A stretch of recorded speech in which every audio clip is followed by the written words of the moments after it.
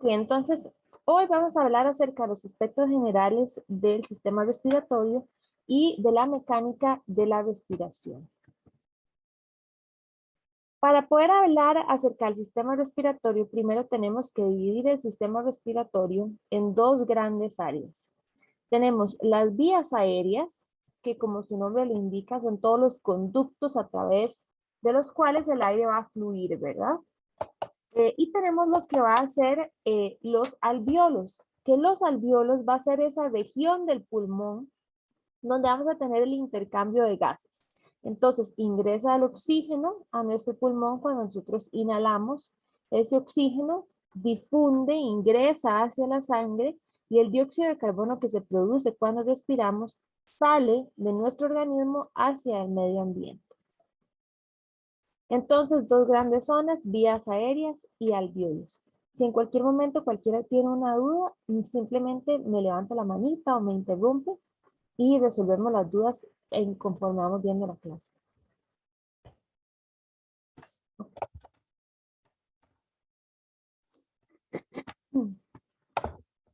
Ahora, acá tenemos una imagen del cuerpo humano. Y vean ustedes que es como que si le hubiéramos hecho un corte de arriba hacia abajo a una persona. Entonces acá estamos viendo las clavículas, aquí estamos viendo como la cabecita del esternón y aquí estamos viendo los pulmones. Estas dos estructuras que tenemos acá son los pulmones. Pero vean ustedes que el pulmón parece que está cubierto como por una telita. Esta telita que nosotros vemos acá es la pleura. El pulmón está todo cubierto por la pleura, ¿sí? Y tenemos dos tipos de pleura. La pleura visceral, que si ustedes se fijan acá lo que estamos viendo es como un corte transversal de una persona. Entonces, como que hubiéramos agarrado a la persona y la hubiéramos cortado como, como hacen los magos, con un serrucho a la mitad. Y acá lo que estamos viendo es el corazón, los pulmones y la médula espinal. Entonces, hacia acá es adelante, hacia acá es atrás. Vean ustedes que tenemos el pulmoncito de este lado y otro pulmoncito de este lado. El pulmón está recubierto por la pleura visceral, que es este tejido mesenquimatoso que cubre el pulmón. Y la pleura visceral se continúa acá como que si fuese una sola estructura con la pleura parietal, que es esta que está pegadita a la caja torácica. Entonces, entre los pulmones y la pared de la caja torácica propiamente dicha, se nos genera este espacio que ustedes ven en color gris. Es un espacio que existe físicamente, pero que lo denominamos virtual, porque es un espacio sumamente pequeño. Entonces, tenemos un pulmón cubierto por ambos, no solamente uno. El pulmón está cubierto por la pleura visceral. La pleura visceral se continúa con la pleura parietal y en medio de ambas pleuras se genera este espacio que de ahora en más vamos a llamar espacio intrapleural. ¿Ok? Espacio intrapleural. ¿Hasta acá dudas o preguntas?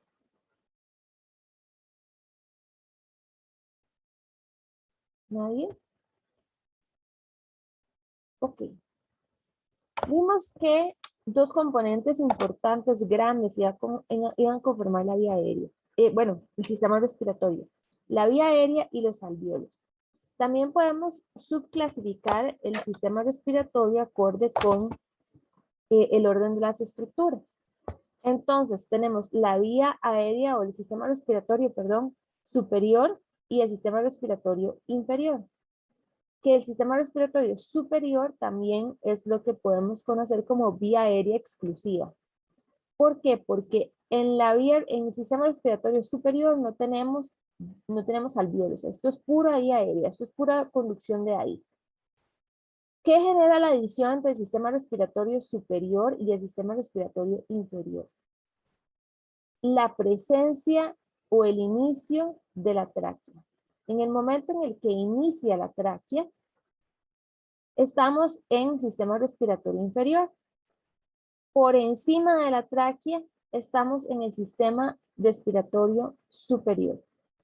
Entonces, en el sistema respiratorio superior tenemos la cavidad nasal, tenemos la faringe, la laringe, y pues si se está respirando por la boca, podemos incluir la cavidad oral. Sistema respiratorio inferior incluye lo que son la tráquea, los bronquios principales, los distintos bronquiolos, que los bronquiolos son las diferentes divisiones que comienza a adquirir un bronquio, y todos los alvéolos que están contenidos dentro de los pulmones, que los alvéolos vimos que era la zona de intercambio. El sistema respiratorio superior es vía aérea de manera exclusiva. Sistema respiratorio inferior es tanto vía aérea como zona respiratoria o zona de intercambio.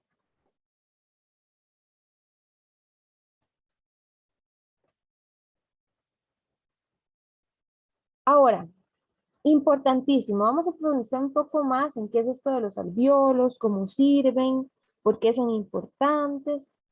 Y para eso tenemos que hacer una importante distinción entre qué es el espacio muerto anatómico y qué es la zona respiratoria. Vamos a denominar espacio muerto anatómico a toda esta sección de la vía respiratoria que va desde la tráquea hasta que inician los bronquiolos respiratorios. ¿Qué es eso, un bronquiolo respiratorio? Bueno, entonces resulta que la tráquea se divide en dos bronquios principales, ¿verdad? Estos bronquios, todos tienen cartílago. Los bronquios principales se subdividen y tienen cartílago. Entonces, luego tenemos los bronquiolos, que es cuando los bronquios se nos dividen y los bronquiolos ya no tienen cartílago. Entonces, iniciamos en la tráquea. Como lo vemos acá, la tráquea tiene cartílago. La tráquea se divide en dos bronquios. Los bronquios a su vez se dividen en más bronquios. Los bronquios siguen teniendo cartílago. Y llega un momento en el que comenzamos a tener esta estructura sin cartílago que denominamos bronquiolos, ¿verdad? Los bronquiolos se siguen dividiendo. Esto es como un arbolito. Siguen saliendo ramitas. Y llegamos a los bronquiolos respiratorios. ¿Qué son los bronquiolos respiratorios? Son aquellos bronquiolos que ya tienen presencia de alvéolos. Entonces vean ustedes esto que se ve aquí como una burbujita adyacente al conducto, ya esos son los alvéolos. Finalmente, después de los bronquiolos respiratorios, tenemos los conductos alveolares, que son aquellos conductos en los cuales la pared prácticamente está toda conformada por alvéolos, y los sacos alveolares, que son las zonas terminales donde únicamente tenemos alvéolos. Y si nosotros vemos así, ven estas burbujitas que les mostré acá, así es como se ven, que ahorita ya las vamos a hacer zoom y las vamos a ver en más detalle. ¿Qué es un alvéolo? ¿Cómo se conforma? ¿Cómo se ve de cerca? Entonces, y vamos a poder determinar cuáles células lo conforman. Importante que vean que los alvéolos están rodeados de muchos vasos sanguíneos. Entonces tenemos ramas de las arterias pulmonares y venas pulmonares rodeando los alvéolos, y los alvéolos muchas veces se conectan entre sí. Entonces tienen como una ruta mediante la cual se pueden conectar entre sí, que vamos a llamar poros de Kohn. Entonces regreso a este esquema. Como les comentaba, ¿qué es el espacio muerto anatómico? Va a ser toda el área desde la tráquea hasta que inician los bronquiolos respiratorios. ¿Qué tienen en común toda esta zona de acá? Vean ustedes que en toda esta zona no tenemos alvéolos. Entonces, ¿para qué sirven esos tubitos que tenemos ahí? Lo único que hacen estos tubitos es movilizar aire. Ahí no tenemos intercambio gaseoso porque el intercambio gaseoso obligatoriamente requiere de alvéolos. Y todo este volumen de aire que hay desde la tráquea hasta el inicio del bronquiolo respiratorio Corresponde aproximadamente a 150 mililitros. Ahora, ¿qué es la zona respiratoria? La zona respiratoria, como su nombre lo indica, es aquella en la que se da la respiración, o sea, sí hay intercambio gaseoso y va a extenderse desde el inicio de los bronquiolos respiratorios hasta los sacos alveolares. Entonces, toda esta zona donde tenemos alveolos, eso es lo que denominamos zona respiratoria.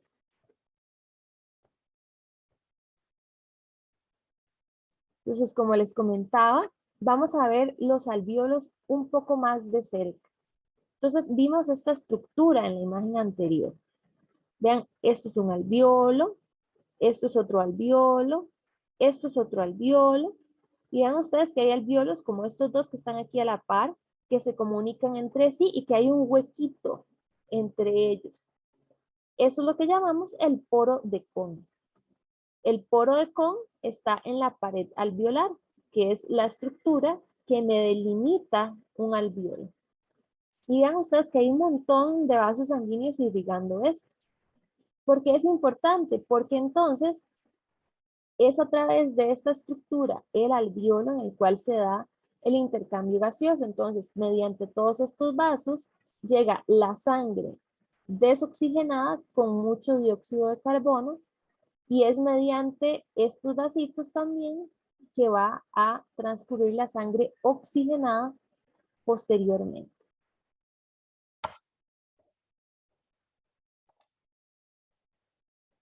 Ahora,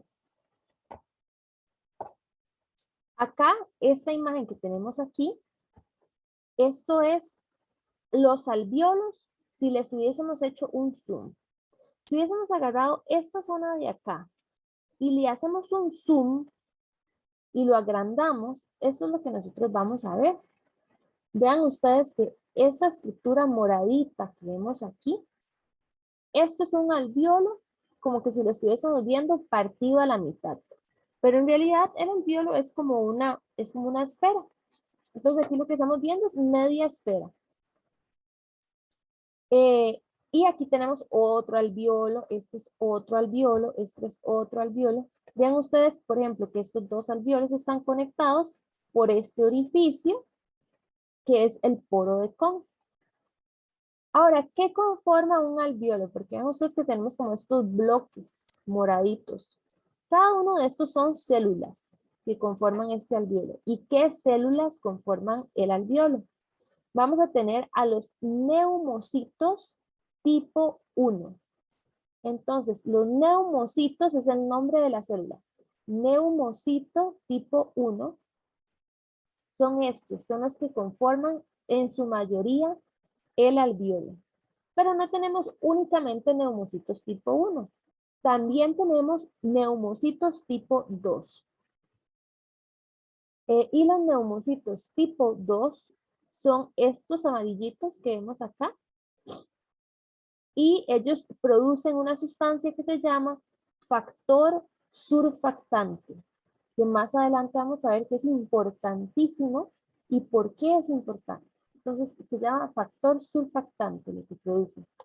Todo esto que vemos acá, estos que son rosaditos, son vasos sanguíneos. Entonces vean ustedes los vasitos sanguíneos acá, que van a estar alrededor de todo el alvéolo. Entonces, el aire ingresa mediante toda la vía aérea, inicialmente vía aérea superior, luego vía aérea inferior, ingresa en la zona respiratoria y en la zona respiratoria ya tenemos los alvéolos. Ahora, acá, a esta sección específica, vean que aquí teníamos un neumocito tipo 1 y acá tenemos un vasito sanguíneo. Entonces, si a esta región, a esta pared, le hacemos un zoom, esto es lo que vemos. Entonces, acá tenemos la pared alveolar, que es decir, el grosor de la célula del neumocito tipo 1, y acá tenemos el vasito sanguíneo. Este es el interior del alvéolo. Este es el endotelio. Esta es la célula que conforma la pared, el tejido que conforma la pared del vaso sanguíneo. Cuando el aire ingresa al alvéolo, atraviesa el gas, en este caso el oxígeno, atraviesa la membrana e ingresa al torrente sanguíneo, y es en el torrente sanguíneo donde puede adquirir diferentes trayectorias que veremos en clases más adelante. Pero así es como lo vemos desde lo más grande, que son las estructuras, hasta lo más pequeñito, que ya es la membrana celular. Esta zona que se debe atravesar es lo que llamamos la barrera de intercambio, que va a estar conformada por la membrana alveolo capilar. Y esto normalmente tiene un grosor que va entre 0,2 y 0,5 micrómetros. Entonces es sumamente delgadito. ¿Alguien tiene dudas o preguntas?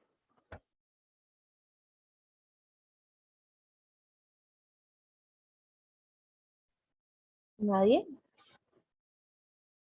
Ok, continuamos. Ahora les he hablado que tenemos una zona de intercambio, que el intercambio de los gases se nos da en los alveolos, que tenemos una barrera de intercambio que está conformada por tanto el neumocito como por el capilar. Pero detallemos un poco más acerca de ese intercambio gaseoso, porque cómo se da, por qué es importante, y por qué esta zona anatómica es ideal en este proceso que es crucial en nuestra existencia. Entonces, ¿cómo se da el intercambio gaseoso? Pues, ay santo, se me cayó la diapositiva. Ahí está. Bueno, se da por difusión simple. Recuerden que en la clase de transporte vimos que la difusión simple era cuando una sustancia se movilizaba a través de la membrana de manera libre. O sea, no requería de proteínas que asistieran a ese proceso de movimiento a través de la membrana. Entonces, los gases, en este caso oxígeno y dióxido de carbono, se movilizan precisamente por difusión simple. Entonces, simplemente atraviesan la membrana sin ningún impedimento físico. ¿Por qué el pulmón es un área ideal en este proceso de intercambio gaseoso? Bueno, resulta que si nosotros agarráramos todos estos alvéolos que ahora vimos, todos los que tenemos en el pulmón, los estiráramos, así como que los aplanáramos con un rodillo, y los pegáramos uno a la par de la otro, uno a la par del otro, el área total de la superficie alveolar sería de 70 a 100 metros cuadrados. Eso es grandísimo. Imagínense que eso equivale aproximadamente a una cancha de tenis. Entonces, la superficie alveolar es prácticamente una cancha de tenis. Es montones lo que nosotros tenemos ahí en esos pulmones. Entonces, todo eso es área en la cual se puede dar intercambio gaseoso. Y adicionalmente, algo que colabora en este proceso de la difusión simple no solamente es que tenemos un área grandísima, sino de que el grosor de la membrana de intercambio es mínimo. Como vimos, era de 0,2 a 0,5 micrómetros. Entonces, al ser tan delgadita la membrana que se debe atravesar, que está compuesta, bueno, la barrera de intercambio, que está compuesta por el neumocito y por el capilar, al ser tan delgada, esto facilita la movilización de los diferentes gases del espacio alveolar hacia el torrente sanguíneo. ¿Dudas o preguntas?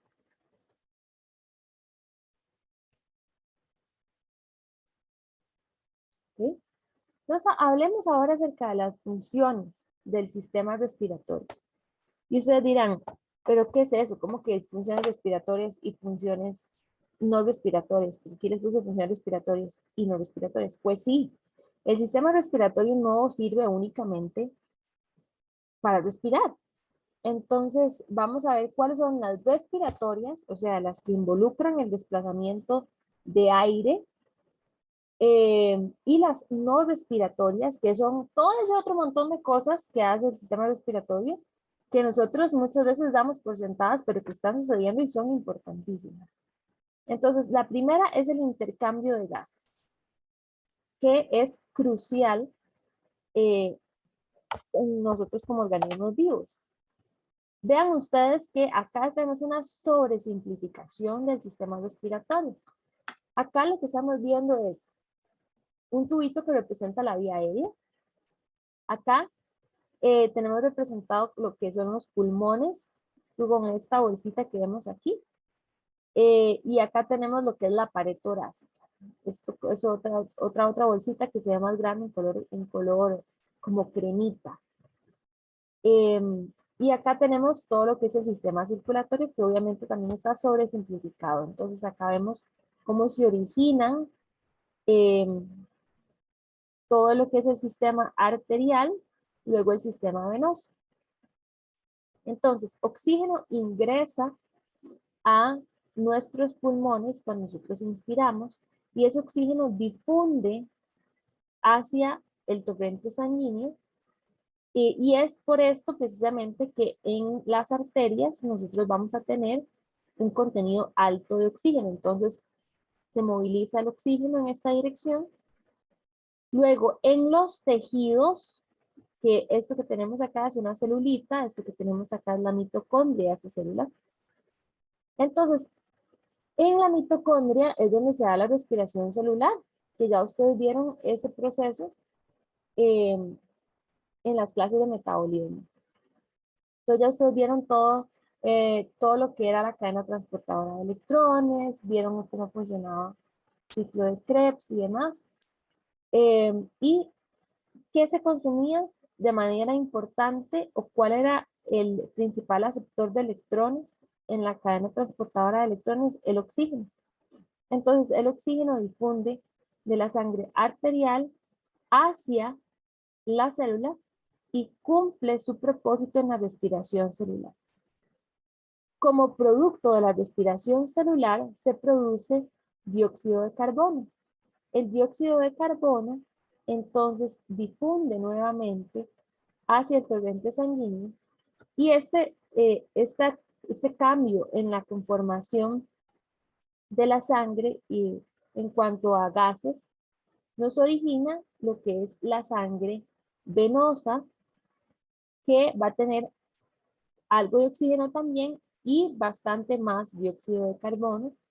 Y este dióxido de carbono, pues evidentemente alcanza nuevamente el sistema respiratorio y difunde del torrente sanguíneo hacia el pulmón, hacia el espacio alveolar.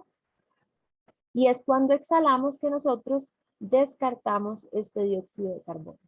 Entonces vean ustedes que la respiración como tal la podemos dividir en una respiración externa, que es la que se da a nivel pulmonar, y la respiración interna o respiración celular, que es aquella que se da en los tejidos cuando se da la oxidación de distintos nutrientes. Entonces, el intercambio de gases lo vemos tanto en la respiración externa como en la respiración interna.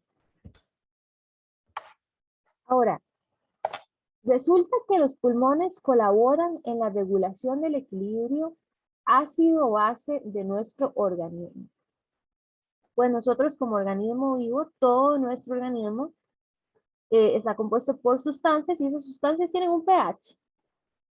Entonces hay diferentes sustancias en el organismo y las diferentes sustancias tienen diferentes pH. Pero en términos generales, nosotros como seres humanos manejamos un pH plasmático, es decir, en la sangre, en plasma, de 7.4. Entonces, el sistema respiratorio colabora con la regulación de nuestro pH. ¿Cómo? ¿Cómo se regula eso? Resulta que el dióxido de carbono lo consideramos un ácido volátil. Entonces, si nosotros eliminamos dióxido de carbono, o aumentamos la tasa en la cual estamos eliminando dióxido de carbono, quiere decir que estamos teniendo una mayor pérdida de ácido. Y eso modifica nuestro pH. Al igual, si nosotros, por ejemplo, no estamos descartando la cantidad de dióxido de carbono que deberíamos, eso también modifica nuestro pH, porque estamos conservando un ácido en nuestro organismo de manera neta. Entonces nuestro pH tiende a disminuir. Entonces todo esto porque consideramos el CO2 un ácido volátil. ¿Por qué lo consideramos un ácido volátil? Resulta que el dióxido de carbono, cuando se combina con agua, nos genera ácido carbónico. Y el ácido carbónico se puede disociar en hidrogeniones y carbonato. Entonces, dependiendo de cómo esté nuestra condición de pH, pues se va a ver modificada el uso ya sea de bicarbonato o de hidrogeniones provenientes de esta reacción química.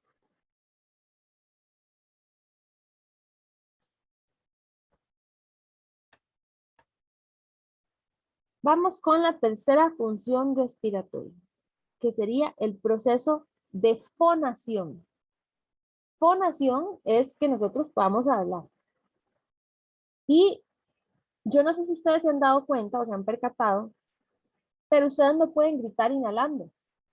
Si ustedes están en su casa en este momento y ustedes intenten gritar mientras respiran hacia adentro. Mientras ustedes están inhalando. Inspiren profundo, intenten gritar.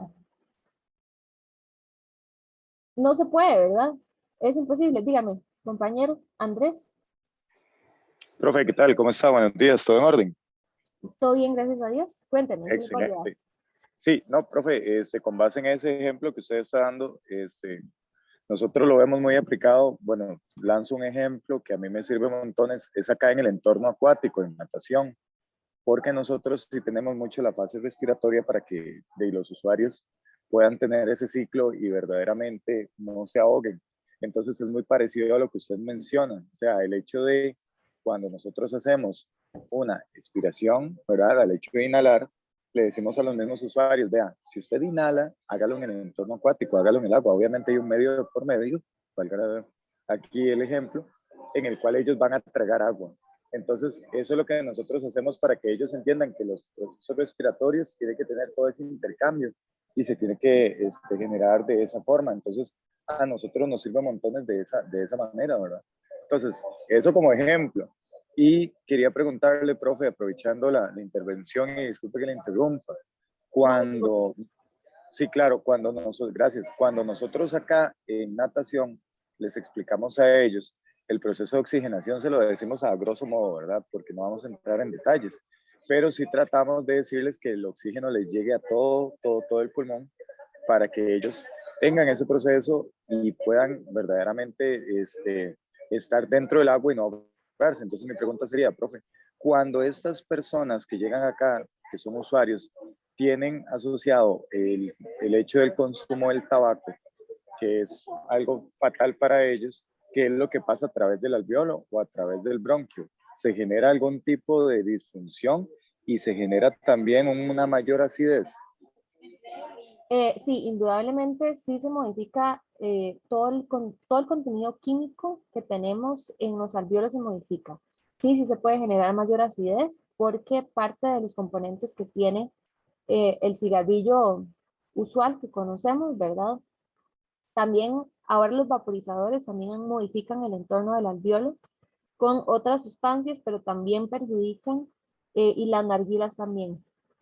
Pero sí, sí puede acidificar el alvéolo y lo que sucede es que hay un montón de sustancias que vienen y se depositan acá. Entonces, arsénico, por ejemplo, hasta plomo inclusive, es una ridiculez la cantidad de elementos que se depositan. Entonces, todo eso está ingresando al fumar, ¿verdad? Con el tabaco, no solamente la nicotina, que es el componente más adictivo, sino que todos estos otros desechos están ingresando. Y cuando se exhala el humo del tabaco, no sale el 100% de aquello que está siendo ingerido. Sale una mínima parte. Todo lo demás queda impregnado en las paredes de los alvéolos. Entonces, esto genera un proceso inflamatorio, o sea, eso es una sustancia extraña que se está depositando en la pared del pulmón. Entonces eso genera un proceso inflamatorio que va a dañar progresivamente los alvéolos. Y por eso es que hoy en día vemos personas adultas mayores que pues en los 60s estuvo de moda todo esto de el tabaco, ¿verdad? Entonces era reflejaba más un estatus social, tristemente. Entonces fumaron durante 40, 50 años y pues hoy en día lo que tienen son pulmones prácticamente destruidos porque precisamente ese proceso inflamatorio se hizo crónico durante 40, 50 años y por eso es que o el día de hoy requieren oxígeno y no pueden respirar porque el intercambio gaseoso entre el espacio alveolar y eh, lo que es ya el plasma, esta zona está tan dañada que no se puede dar el intercambio gaseoso de manera efectiva.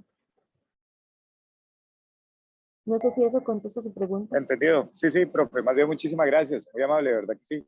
Y disculpe toda la molestia. No se preocupe, con todo gusto. ¿Alguien más, muchachos?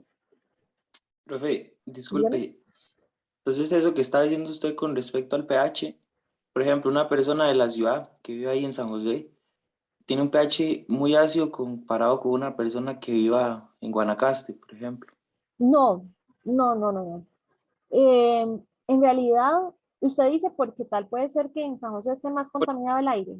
Ajá, y un poco de humo y etcétera, ¿verdad? No, vieras que en realidad no. Le voy a contar, más adelante lo vamos a ver en la clase, pero voy a rayar aquí. Nosotros si viéramos la totalidad del aire, un 100% del aire, nosotros vamos a ver que aproximadamente un 21% del aire está conformado por oxígeno. Entonces, un 21%. El resto que nosotros tenemos acá, el otro 79%, es principalmente nitrógeno. Entonces, si ustedes toda su vida han creído que el aire tiene mucho oxígeno, pues sí lo tiene, pero tiene más nitrógeno. Entonces, ustedes respiran más nitrógeno que oxígeno y nunca se habían dado cuenta. Un 79% de lo que nosotros respiramos es nitrógeno. Únicamente un 21% es oxígeno. Antes lo había visto, sí, que más nitrógeno que oxígeno. Entonces, realmente nosotros del porcentaje total que respiramos, únicamente un 21% es de oxígeno y este 21% es suficiente en nuestros procesos de intercambio gaseoso. Entonces, tanto en San José como en Guanacaste, vamos a tener una adecuada oxigenación porque se mantiene en términos generales el 21%, y eso es suficiente, el intercambio que se logra dar con este 21% es suficiente. ¿Cuándo comenzamos a tener variaciones que nos pueden generar problemas? Podemos tener variaciones cuando estamos en lugares de mucha altura.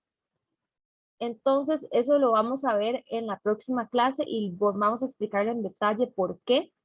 Pero eso que usted me comenta, eso sí nos puede afectar en lugares de mucha altura. Por ejemplo, si vamos, las personas que escalan el Everest, o las personas que, por ejemplo, en Perú, que van a Cusco, que van a la montaña de 7 colores, que van a Puno, donde está el lago Titicaca. Todos estos ambientes que la altura es muchísimo mayor que lo que nosotros tenemos, por ejemplo, aquí en la capital.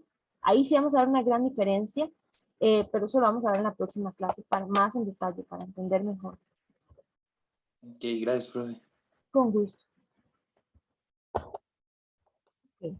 Continuamos, chiquillos.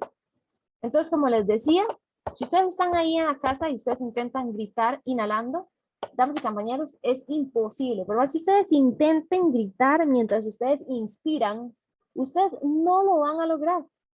¿Por qué? Porque resulta que la fonación es un proceso exclusivamente expiratorio. El aire tiene que estar saliendo en aras de que ustedes puedan generar un sonido. ¿Cómo nosotros generamos sonidos? Pues resulta que nosotros tenemos nuestras cuerdas vocales y las cuerdas vocales, cuando el aire sale, vibran nosotros aprendimos a mover nuestras cuerdas vocales y a mover nuestros músculos de una manera específica, y por eso es que nosotros, al sacar el aire, nosotros sacamos el aire, movilizamos no solamente nuestra garganta, sino que también movilizamos nuestros labios, nuestra lengua, toda la articulación mandibular, y eso es lo que genera los diferentes sonidos que conocemos. Entonces, si aumenta la presión intrapleural, que es aquella presión que tenemos entre las pleuras, es más probable que el aire sea expirado, genere la vibración de las cuerdas vocales y por lo tanto nosotros articulamos, modificamos ese aire que está saliendo y generamos diferentes sonidos. Entonces, el poder hablar, la fonación, es un proceso completamente respiratorio, es una función respiratoria. ¿Por qué? Porque implica la movilización de aire. Entonces, 3 funciones respiratorias: el intercambio gaseoso, la regulación del pH, del equilibrio ácido-base, y la fonación. Ahora, damas y caballeros, si mi computadora quiere dejarme pasar la diapositiva, ya ahora sí. Vamos a hablar acerca de las funciones no respiratorias. Esas que no tienen que ver con lo que son gases. Entonces, ¿cuáles son las funciones no respiratorias del sistema respiratorio? Primero vamos a ver que actúa como un reservorio de sangre. ¿Y eso cómo funciona? ¿Eso qué quiere decir? ¿Cómo que funciona como un reservorio de sangre? ¿Qué es que ahí se almacena sangre? ¿Qué pasa? ¿Cómo? Pues resulta que el corazón tiene 2 grandes cámaras. Tenemos corazón derecho, corazón izquierdo. Corazón tiene 4 recámaras, 2 aurículas y 2 ventrículos, que ya ustedes lo vieron en cardio. La sangre del sistema venoso ingresa hacia el corazón derecho. Entonces ingresa a la aurícula derecha, pasa al ventrículo derecho y el ventrículo derecho pasa a los pulmones. Recorre todo el sistema pulmonar y ingresa esa sangre nuevamente al corazón a través de la aurícula izquierda, pasa de la aurícula izquierda al ventrículo izquierdo y luego hacia todo lo que es la vasculatura sistémica. Entonces vean ustedes que entre el corazón derecho y el corazón izquierdo, ¿qué tenemos? Los pulmones. Entonces vamos a hacer un dibujito. Imagínense ustedes. Aquí tenemos un corazón, así. Aquí tenemos cámaras derechas, cámaras izquierdas. Entonces la sangre venosa ingresa por acá, sale del ventrículo, luego llega a los pulmones,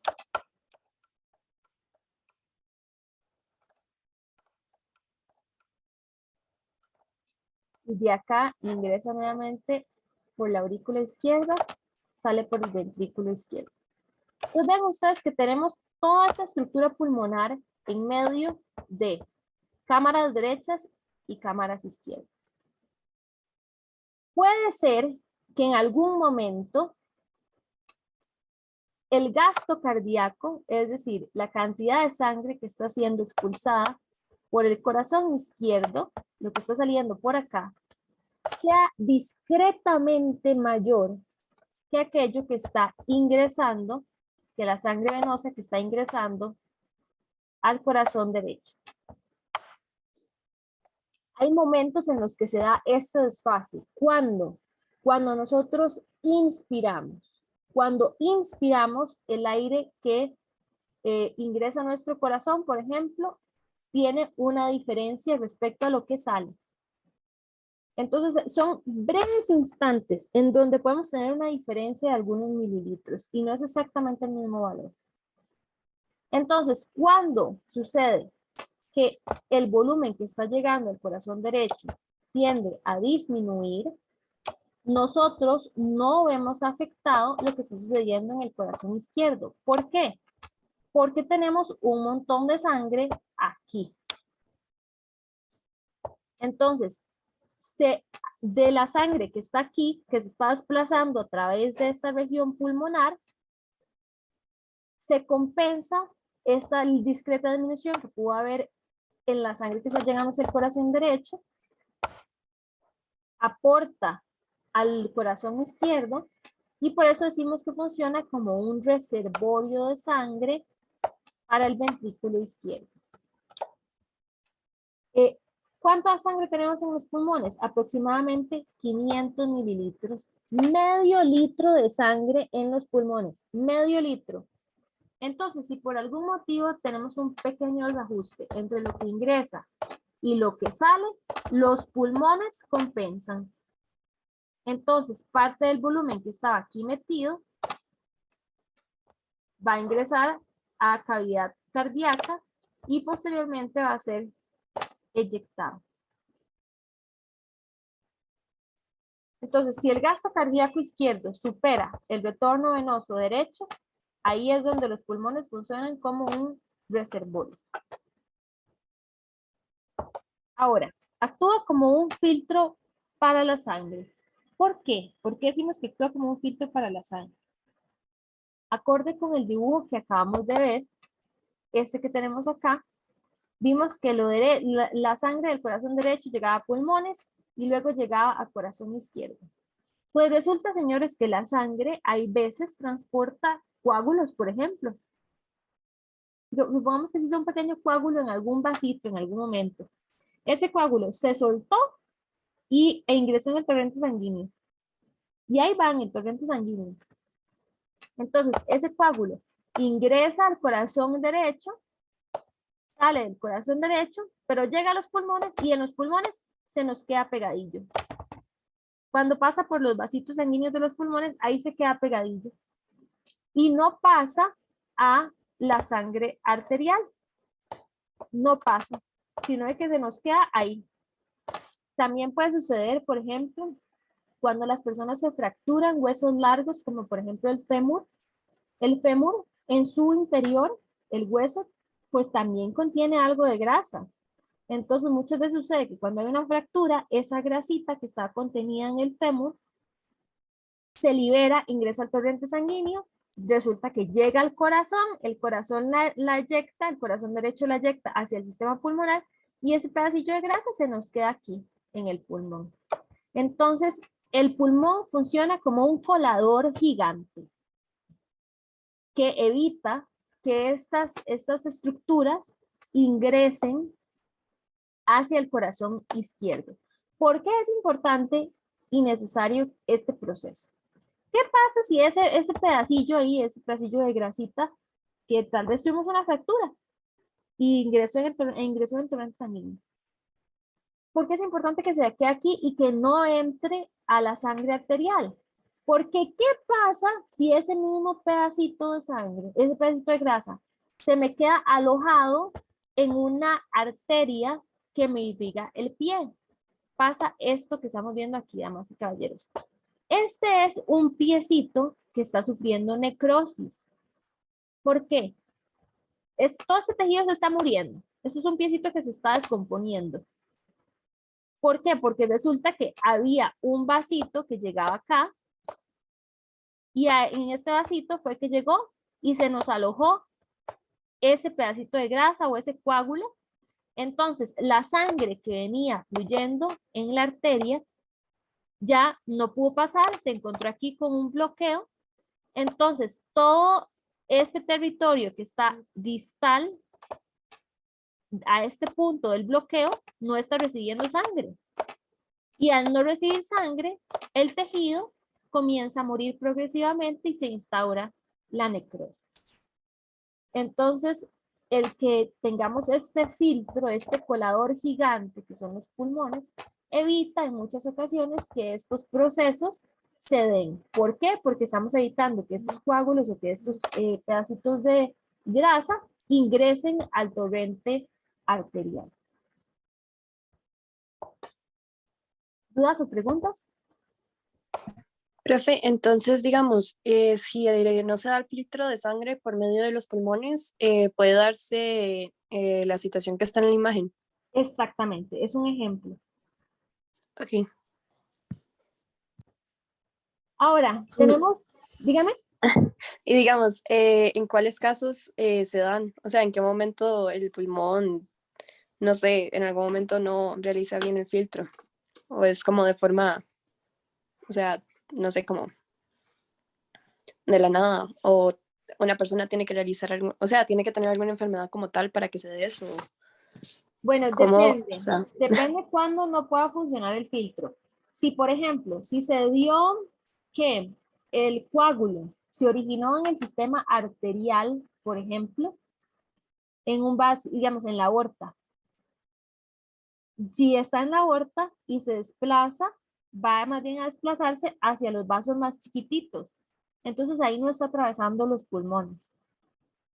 El pulmón va a servir como filtro si esa sustancia o ese elemento primero transcurrió por el sistema venoso, llegó a los pulmones, en los pulmones fue filtrado y entonces no accesa al sistema arterial. Si eso se originó en el sistema arterial, ahí no hay tutía, ahí perdimos.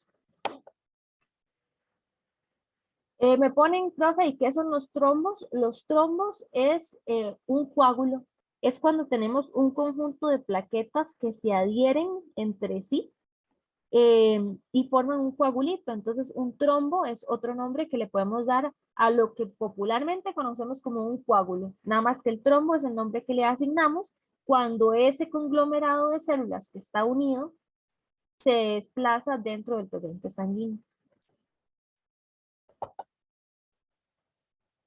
Ok, vamos con las reacciones metabólicas. Vamos a ver que los pulmones nos van a quitar y agregar mensajeros químicos en la sangre. Entonces, hay diferentes hormonas que actúan, diferentes sustancias químicas que actúan en pulmones y ahí pueden ser retiradas o los pulmones pueden agregarnos enzimas, nos pueden agregar diferentes sustancias, precisamente porque los pulmones no es solamente un espacio donde se filtra y pasa el aire, sino de que tenemos un montón de células ahí. Y esas células también producen sustancias y a veces olvidamos que esas células también pueden producir sustancias. Otra función no respiratoria de los pulmones es que se nos da el intercambio de líquidos y la absorción de medicamentos. Entonces, no solamente de gases, sino también de líquidos. ¿Por qué creen ustedes, damas y caballeros, que algunos medicamentos son administrados así, los famosos inhaladores? Yo no sé si alguno de ustedes alguna vez ha tenido que utilizar un inhalador o si Pero yo conocen tengo a alguien. Sí, una pregunta con eso, porque digamos, yo tuve asma y ajá, bueno, tenía que usar estos salbutamol, digamos, ajá. y se usan entonces esos tarritos de ese gas, pero es como un líquido, no sé, nunca lo abrí. Exactamente, es un líquido. Pero, pero entonces, bueno, dele, termine y yo ahorita le hago la pregunta, porque es Ok. como... Sí, es un líquido, exactamente, es un líquido. Entonces uno lo ve ahí todo chiquitito, ¿verdad? Y uno lo presiona y uno como que no siente como que es un trago de agua, no, ¿verdad? Sino que son partículas muy pequeñitas, pero sí es un líquido. Entonces, nosotros utilizamos el inhalador y resulta que, primero, recuerden que el área de los alvéolos era grandísima, es como una cancha de tenis. Entonces tienen toda esa área recibiendo el medicamento. Entonces en toda esa área se puede dar la absorción. Entonces primero tenemos un gran área. Y segundo, es que si ustedes ya en cardio tuvieron que haber visto el concepto de presión oncótica y presión hidrostática. Resulta que los capilares pulmonares, si este es el capilar pulmonar, la presión oncótica es mayor que la presión hidrostática, es decir, aquí tenemos bastantes proteínas dentro del capilar pulmonar. Entonces, como la presión oncótica es mayor que la presión hidrostática, se favorece la absorción de líquido hacia el capilar pulmonar. Y esto es uno de los elementos que favorece precisamente que utilicemos medicamentos administrados por esta vía, porque vamos a tener una muy rápida absorción. Dígame, compañero, ¿cuál era su duda? Bueno, es que era antes que estaba como comentando un poco sobre las padecencias, pero digamos, ¿qué pasa entonces con el asma? Que realmente no lo he logrado entender porque, digamos, yo tuve asma crónica cuando nací, pero vamos a ver, el nadar y la presencia del cannabis, pues yo ahorita voy y corro 100 metros a todo ar o voy y corro 5 kilómetros y no me afecta en nada. Entonces, como, ¿qué pasa ahí en ese caso? Más adelante en la clase vamos a hablar acerca de, vamos a ver el ejemplo del asma, pero el asma lo que sucede es que tenemos una inflamación de los bronquios. Entonces, disminuye el diámetro del bronquio y por lo tanto no puede transcurrir el aire libremente a través de los bronquios. Eso es Y lo la que... otra era que, Ajá. perdón, había visto que ciertas células del corazón y de los pulmones, cuando mueren ya no se pueden regenerar. Sí, algunas del corazón específicamente. Los pulmones son muy agradecidos en términos generales y tienden a tener una renovación bastante efectiva.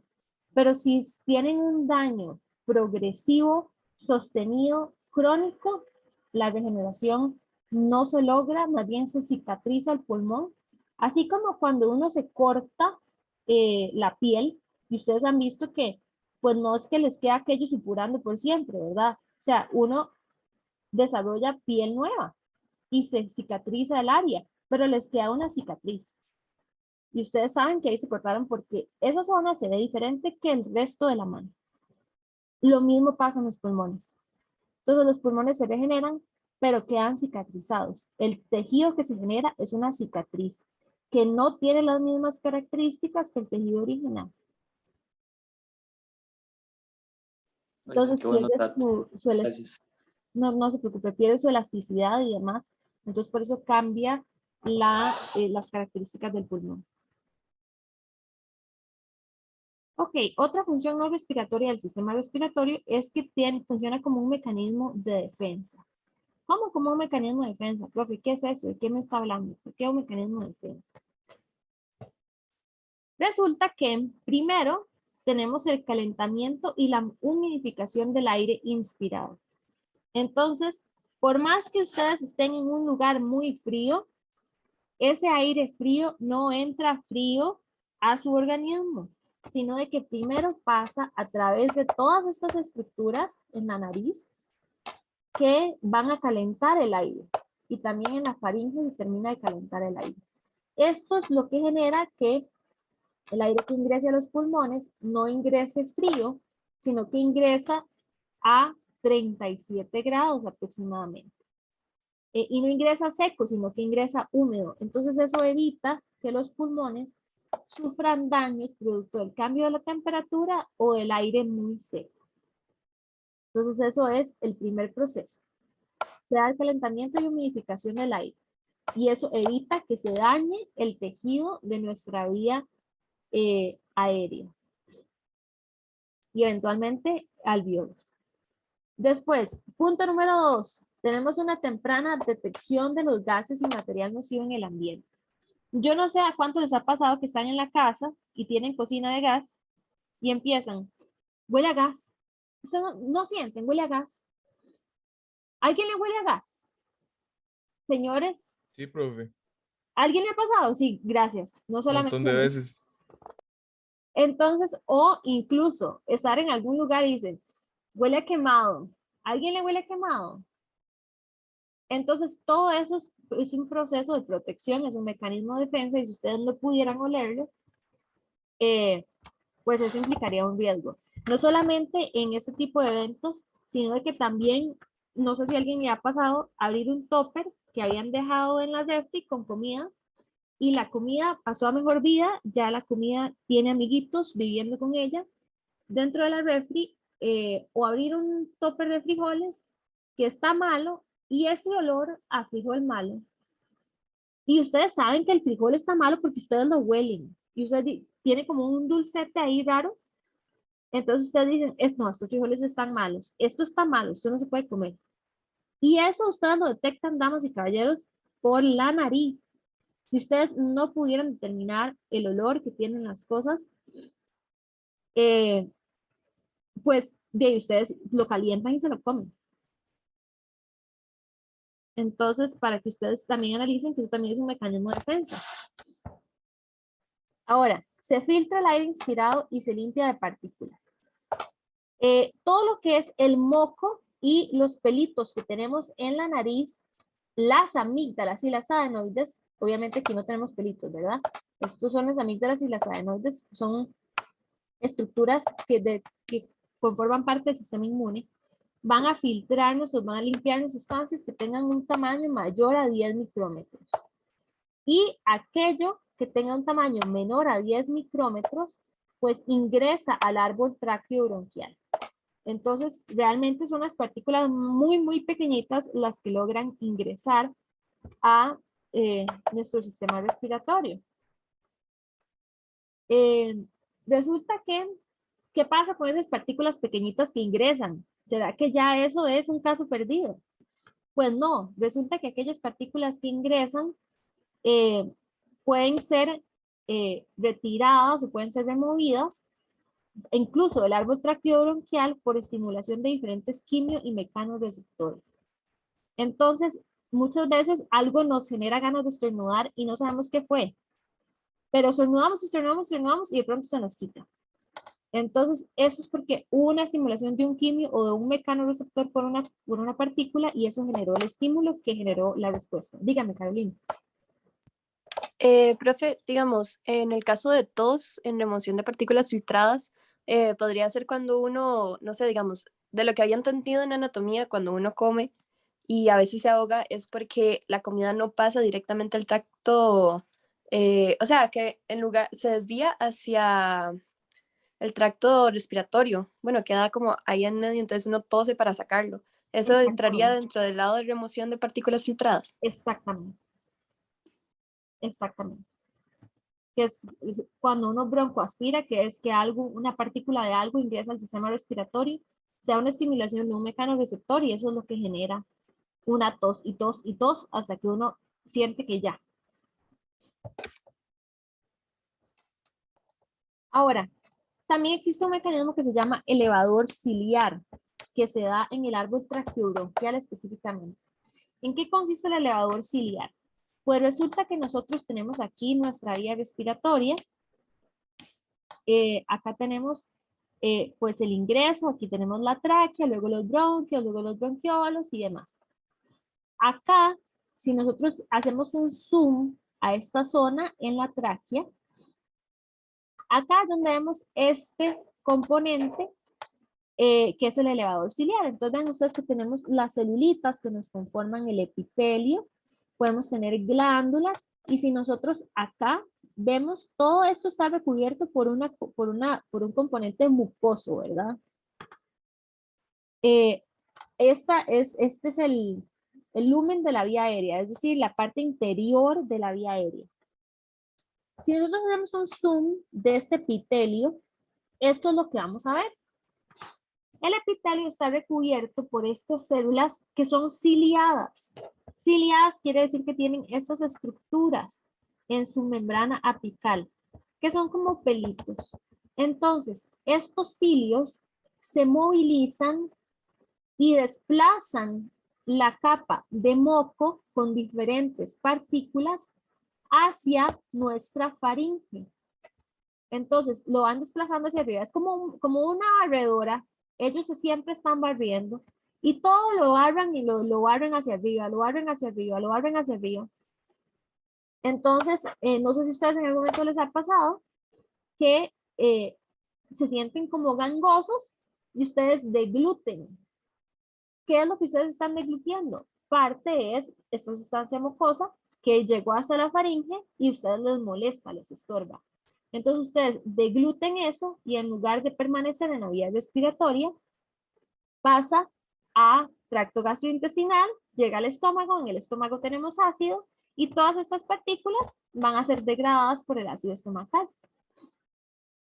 O puede ser perfectamente expectorado o removido cuando ustedes se suenan la nariz. Cuando ustedes comienzan, ay, es que me siento como con la catarata de Niágara en la nariz y que uno está así con un montón de moquillos y ustedes se suenan la nariz, parte de estos elementos pueden provenir de las acciones del elevador ciliar, que está desplazando partículas hacia la faringe. Y por último, cuando hablamos de remoción de partículas filtradas, resulta que teníamos aquello que era menor de 10 micrómetros que podía ingresar al árbol traqueobronquial. Puede ser que no haya estimulado ni quimio ni mecanorreceptores. Puede ser que el elevador ciliar no lo haya desplazado y puede ser que aquello haya llegado hasta el alveolo. Entonces aquella partícula llegó hasta el alveolo, hasta el puro final llegó. ¿Y ahí qué? ¿Ahí qué? ¿Cómo eso se procesa? ¿Se queda esa basurita ahí por siempre? No, tenemos un sistema de macrófagos que precisamente van a trabajar en todo el retiro y limpieza de esa zona. Vamos a tener acciones enzimáticas, o sea, enzimas que van a degradar esa sustancia y vamos a tener toda una respuesta inmunológica mediando las acciones. Entonces, en el caso de los macrófagos, les conseguí este videito para que lo veamos. No sé si se va a escuchar, denme un segundo para...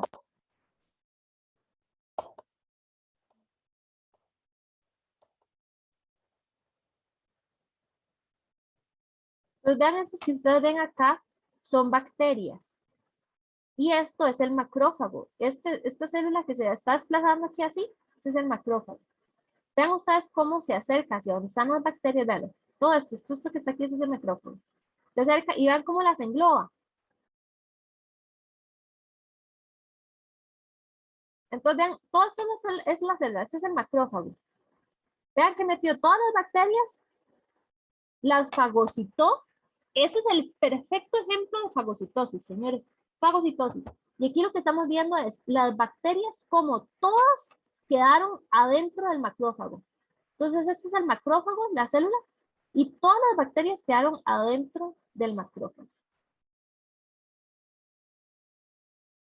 Entonces, esto es lo que está pasando también en nuestros pulmones, como parte del mecanismo de defensa. Y vean que el tamaño es de 8 micrómetros. Justamente es consistente con lo que veíamos, de que son aquellas partículas menores a 10 micrómetros las que pueden llegar hasta este nivel. ¿Dudas o preguntas? Profe, ¿y qué hace estos macrófagos una vez con las bacterias adentro? Las degradan. Entonces los macrófagos son como decir la chatarrera de nuestro cuerpo. Ellos tienen todo un sistema especial de degradación. Entonces tienen diferentes enzimas, diferentes regiones específicas en donde esa partícula se lleva y ahí hay un pH, por ejemplo, muchísimo más ácido, entonces ahí degradan esa bacteria, enzimas que la descomponen la proteína, las proteínas que conforman la bacteria, y entonces básicamente inutilizan a ese componente.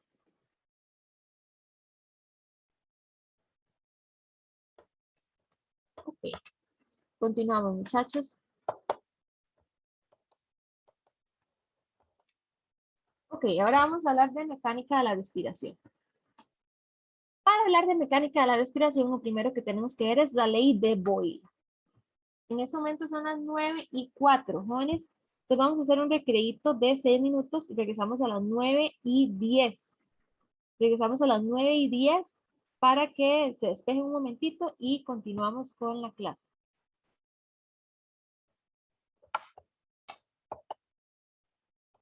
Continuar con la clase.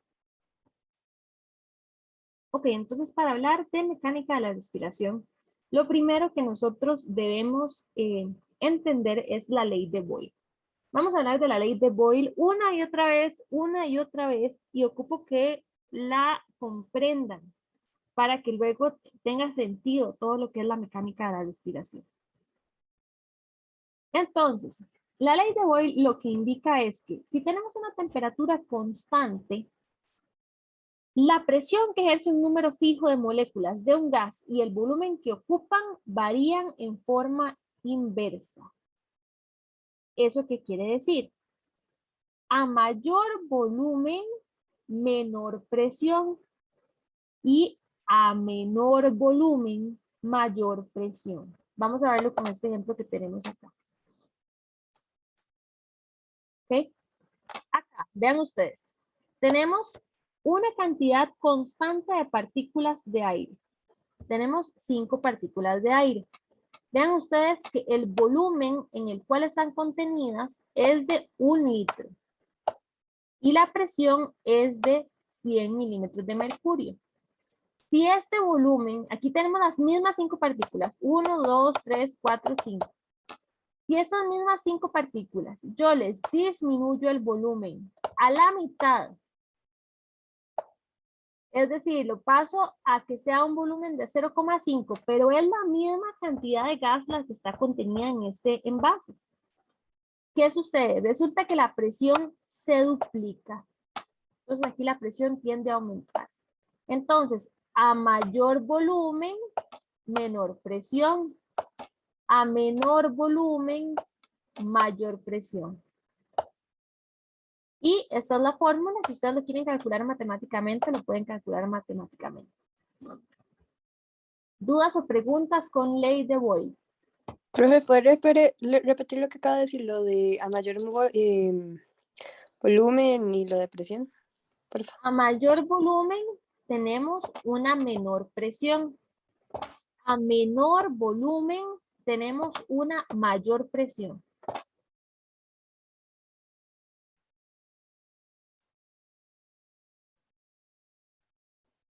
Es esto que está aquí anotadito, por si se les enreda. Ok. Habiendo dicho eso, avanzamos. Vamos a ver, ustedes algunas presiones puede que ya las conozcan, como por ejemplo la presión atmosférica. Es un componente que vemos desde que estamos en el colegio. ¿Cuál es la presión de la atmósfera? La presión de la atmósfera son 760 milímetros de mercurio. Ahora, otra presión que es muy sencilla y que vamos a hablar de ella bastante es la presión alveolar, que simple y sencillamente es la presión que tenemos en los alvéolos. Ahora, hay otros 2 conceptos de presión que vamos a tener que detallar un poco más. Que una es la presión en el espacio intrapleural, o presión intrapleural, que pues como su nombre lo dice, es la presión en el espacio pleural. Y vamos a hablar un poquito más acerca de la presión transpulmonar. Que la presión transpulmonar va a ser la diferencia de la presión entre los alvéolos y el espacio pleural. Entonces, la presión trans algo, trans vejiga, trans pulmón, trans lo que ustedes quieran, siempre compara lo que está adentro versus lo que está afuera. Entonces, ¿qué está adentro del pulmón? El espacio alveolar. ¿Qué está inmediatamente afuera del pulmón? El espacio pleural. Entonces, la presión transpulmonar es la presión alveolar menos la presión intrapleural. Entonces, es una relación matemática. Hablemos un poco más acerca de la presión intrapleural. Ya vimos que nosotros teníamos un espacio entre el pulmón propiamente dicho y la caja torácica y que ese espacio se llamaba espacio intrapleural. Ahora, hay un concepto importante que nosotros tenemos que entender y es la presencia de los retrocesos elásticos. Resulta que el pulmón, por sus características anatómicas, el pulmón tiende a colapsarse. Si yo agarrara un pulmón, yo lo separo de un cuerpo humano, así lo saco y lo coloco sobre una mesa, ese pulmón se me tiende a arrugar como una pasita. Y eso es lo que nosotros llamamos retroceso elástico de los pulmones. Ahora, vean ustedes, por eso les puse esta imagen. Acá vemos cómo el pulmón tiende a colapsar. Si nosotros lo vemos a él fuera de su entorno anatómico normal. Ahora, ¿qué pasa con la caja torácica? La caja torácica también tiene ese retroceso elástico, pero el retroceso elástico de la caja torácica es más bien inverso. más bien es hacia afuera. Entonces, si nosotros sacáramos los pulmones del tórax y nosotros dejamos que la caja torácica se comporte como ella quiere, la caja torácica más bien tendería a extenderse. Se abriría más nuestra caja torácica. Nuestros músculos y nuestros huesos permitirían que el espacio de la caja torácica tienda a ampliarse. Entonces surge la duda, ¿por qué los pulmones no están como pasas todo el tiempo? ¿Y por qué nosotros no nos vemos como una persona con la caja de Michael Phelps todo el tiempo? Pues resulta que el responsable de que estos dos elementos se mantengan funcionando acoplados es la pleura.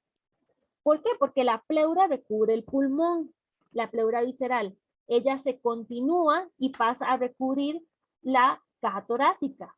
Entonces, acopla el pulmón con la caja torácica. De esta manera, el pulmón no se puede colapsar y la caja torácica no se puede extender ilimitadamente, sino de que se acoplan. Y eso es lo que genera que este espacio virtual se presente entre el pulmón y la caja torácica, que uno tiende hacia adentro y el otro tiende hacia afuera. El retroceso elástico del pulmón y el retroceso elástico de la caja torácica tienen la misma magnitud, pero están en direcciones contrarias. Uno es hacia adentro y el otro es hacia afuera. Y eso es lo que genera que este espacio pleural se me genere. Ahora, si nosotros aplicamos la ley de Boyle al espacio pleural, analicemos qué pasa. Si yo aumento el volumen, este espacio pleural, este espacio que tenemos aquí adentro, este.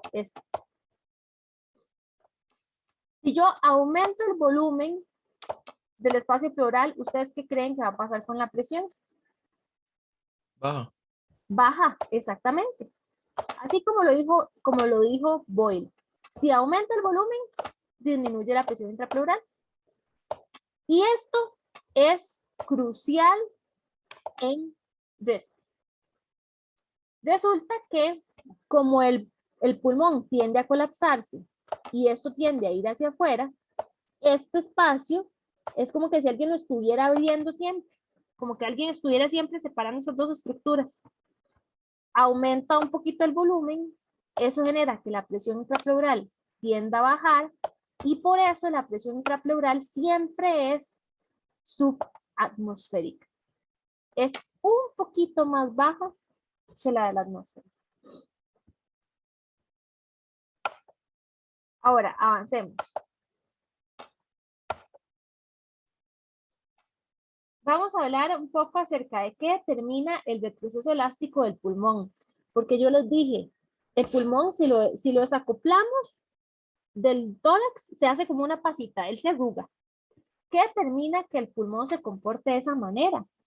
Primero, vamos a ver que va a ser una característica inherente a el tejido pulmonar. Entonces, por la distensibilidad del tejido pulmonar es que vemos este retroceso elástico. Si el tejido fuera muy, muy, muy distensible, el retroceso elástico sería menor. Y es precisamente este balance entre la distensibilidad y el retroceso elástico del tejido pulmonar propiamente dicho lo que nos da esta característica. Pero adicionalmente a algo inherente del pulmón, porque así es su constitución anatómica, tenemos la tensión superficial. Que la tensión superficial es la responsable de este fenómeno que ustedes ven aquí en este fondo de imagen. Ustedes han visto cuando llueve y uno va en el carro y resulta que ustedes ven que termina de llover y quedaron ese montón de gotitas pegadas en la ventana. ¿Por qué esas gotitas no se caen al piso? ¿Ustedes nunca se han puesto a pensar? ¿Por qué la gotita se queda pegada en la ventana? La ventana está Porque no pesa lo suficiente. y adicionalmente resulta que existe algo que se llama tensión superficial, que es una fuerza de atracción que se genera entre las moléculas de un líquido cuando están en la interfase aire-agua. Entonces, La responsable principalmente de este fenómeno es la tensión superficial. Entonces, esas moléculas de agua se atraen entre sí y forman una gotita que se queda ahí pegadita a la ventana. Pero eso no es como lo que pasa con estos mosquitos que se paran así en el agua. Exactamente. Exactamente. Eso, que los mosquitos se logren parar en el agua, también es culpa de la tensión superficial. Entonces, a mayor tensión superficial nosotros tengamos, mayor es el retroceso elástico. Entonces, ¿cómo interpretamos esto de la tensión superficial? Señores, damas y caballeros, ¿cuál es la fórmula química del agua? H2O. Excelente. Entonces, acá tenemos moléculas de agua. ¿Ok? Entonces, tenemos oxígeno y 2 hidrógenos. Todos estos son moléculas de agua, que ellas están ahí existiendo. ¿Ok? Resulta que estas moléculas de agua van a tener atracción entre ellas. Pero no solamente entre las que están a la par, sino que si ustedes tienen una sustancia acuosa, no solamente están las moléculas una a la par de la otra, sino una encima de la otra. Entonces, es tanta la fuerza de atracción que ellas tienden a unirse e incluso puede ser que alguna molécula que estaba aquí en la superficie, la interfase aire-agua, tienda más bien hacia meterse, o sea, como a pelotarse más, meterse hacia donde hay más moléculas de agua. Eso es lo que genera la tensión superficial. Estas moléculas de agua que están todas pegaditas y que se están uniendo y que se están atrayendo entre sí, eso genera una tensión, porque imagínense, es como que si uno agarrara una mallita y la estirara. En el momento que ustedes la sueltan, la mallita tiende a regresar, a hacerse una pelotita toda. Entonces ellas igual hacen lo mismo. Ellas están colocadas sobre una superficie y tienden a hacerse pelotita. Entonces eso genera tensión en esta superficie por las moléculas que están todas atraídas unas hacia las otras. Y es por eso, es precisamente por esa tensión que un mosquito se puede parar aquí. Porque uno dice, pero es que es agua, ¿cómo no pasa directo? Pero es que aquí hay tensión, aquí hay moléculas. Ellos están aprovechando esta superficie. Entonces, resulta que nosotros en nuestros pulmones se genera tensión superficial. ¿Por qué? Porque resulta que en nuestros pulmones tenemos una interfase aire-líquido. En nuestros pulmones está ingresando aire. Y nuestros pulmones, mentira, que por dentro son secos. Los pulmones no son secos por dentro, los pulmones son húmedos. Entonces, ahí en nuestros pulmones se genera tensión superficial, porque ahí tenemos partículas de líquido que se atraen unas a otras. Ya vimos nosotros que el ser humano es 60% agua cuando estamos hablando de un hombre, 50% agua cuando estamos hablando de una mujer. Entonces, ¿qué sucede? Si nosotros tenemos estas moléculas de agua ahí, todas tensas, generándonos resistencia, ¿cómo se puede distender el pulmón si ellos están generando tracción entre ellas? Ahí es donde entra en juego el factor surfactante. El factor surfactante nosotros habíamos visto anteriormente que se generaba por los neumocitos tipo 2. ¿Y qué es lo que hace el factor surfactante? Disminuye la fuerza de atracción entre las moléculas de agua.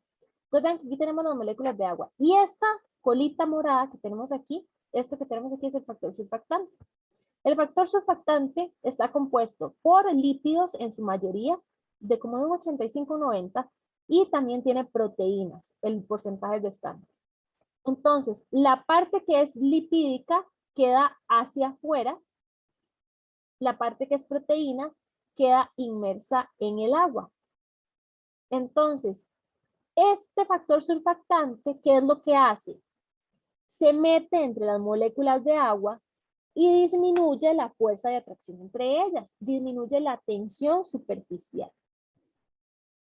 Entonces, precisamente porque disminuye la tensión superficial, no está en el pulmoncito, ese tejido todo, todo pegadito, todo colapsado, porque la fuerza de tracción dentro de las moléculas de agua es tal que no permitiría la distensión, sino que el factor surfactante llega y relaja la tensión superficial, porque se mete entre las moléculas de agua, disminuye la fuerza de atracción y por lo tanto el pulmón puede movilizarse de una mejor manera. No tiene tanto retroceso elástico como lo tendría en ausencia del factor surfactante. ¿Dudas o preguntas hasta ahora?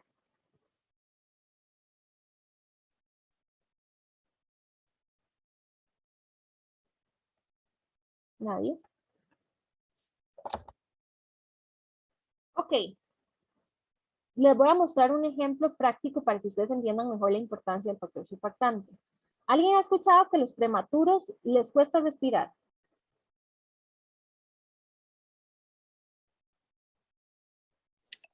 Sí, por eso los ponen en unas cámaras, ¿no? Exactamente. Entonces, que a los bebitos prematuros les cuesta respirar. ¿Y por qué les cuesta respirar? La pregunta del millón. ¿Por qué les ponen, por qué es tanto problema que nazcan tan antes? ¿Y por qué les cuesta respirar si nacen muy prematuros? ¿Y qué pasa con sus pulmones? Pues Los resulta, alvéolos no están trabajando bien. no están trabajando bien. ¿Y por qué? Excelente. ¿Por qué? Porque resulta que los bebitos tienen ausencia parcial de factor surfactante. Entonces, conforme los bebitos crecen en el útero de la madre, sufre el pulmón todo un proceso de maduración. Antes de cierto punto en la historia del desarrollo, los pulmones no producen factor surfactante. Después de ese momento, los pulmones comienzan a producir factor surfactante. Y si ustedes se fijan, en ausencia de factor surfactante o con poquito factor surfactante, la tensión superficial es tal que los alvéolos se tienden a colapsar. Se ven de esta manera. Entonces, la tensión superficial es tal que el alvéolo no se puede distender porque está tan tenso por dentro que él no se puede distender bien. Y así se vería un alvéolo normal. Entonces, ¿qué pasa con los bebitos prematuros? Porque no tienen ese factor surfactante que está separando o disminuyendo la fuerza de atracción entre las moléculas de agua, es que el alvéolo tiene mayor retroceso elástico, el pulmón del bebé, los alvéolos se tienden a colapsar y por eso es que al bebito le cuesta respirar. Entonces le tienen que colocar un dispositivo como este que mete aire a presión positiva para colaborar a que el aire ventile adecuadamente los alvéolos. Entonces, señores, damas y caballeros, esto es importante, esto pasa en la vida real. Esto no es solamente teoría, estas son cosas que realmente son importantes y críticas en nuestro desempeño. Ahora, hablemos de la presión transpulmonar. La presión transpulmonar, como ya les había comentado, era la diferencia entre la presión dentro y la presión afuera. En este caso, la presión adentro es la de los alvéolos, la presión afuera es la intrapleural. Entonces, transpulmonar es igual a la presión alveolar menos la presión intrapleural. Ahora, analicemos brevemente. Si nosotros la presión alveolar aumenta o es mayor que la presión intrapleural, si esta es mayor, la presión transpulmonar tiende a ser positiva. Si a un número más grande le resto un número más pequeño, este valor va a tender a ser más positivo. Mientras más positiva sea la presión transpulmonar, el órgano, que en este caso es el pulmón, va a tender a inflarse. Entonces, una presión transpulmonar positiva quiere decir que el órgano está tendiendo a inflarse, a extenderse. Ahora, si más bien vemos el escenario contrario, si la presión alveolar tiende a disminuir y este número se hace más chiquitito, si a un valor más pequeñito le resto otro valor, este valor va a tender a ser menor, ¿cierto o no? Matemáticamente hablando. No es lo mismo que yo diga 5 que 2 y que esto valga 1. Si la presión alveolar es de 2 y le resto 1, me quedo con 1. Si la presión alveolar es de 5 y le resto 1, me quedo con 4. Mientras menor sea la presión alveolar, menor va a tender a ser la presión transpulmonar, y mientras más tienda hacia negativo la presión transpulmonar, o sea, mientras menor sea el valor, los valores entonces los pulmones van a tender a desinflarse. Mientras más positiva la presión transpulmonar, mayor volumen del órgano. Mientras más negativa la presión transpulmonar, menor volumen va a tender a tener el órgano. ¿Hasta acá dudas o preguntas? ¿Alguien se me ha perdido? Todo claro, profe. Ok.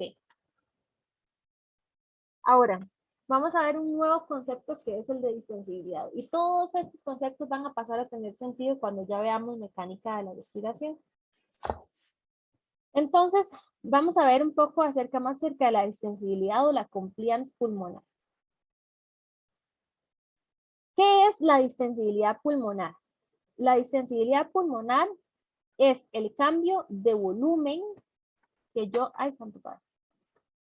es el cambio de volumen que yo tengo por un cambio de presión. Entonces, en este gráfico, vean que en el eje X tenemos la presión transpulmonar, que ya la definimos, y en el eje Y tenemos el volumen. ¿Se acuerdan que yo les dije, chiquillos, a mayor presión transpulmonar, ¿qué tiene a suceder con el órgano?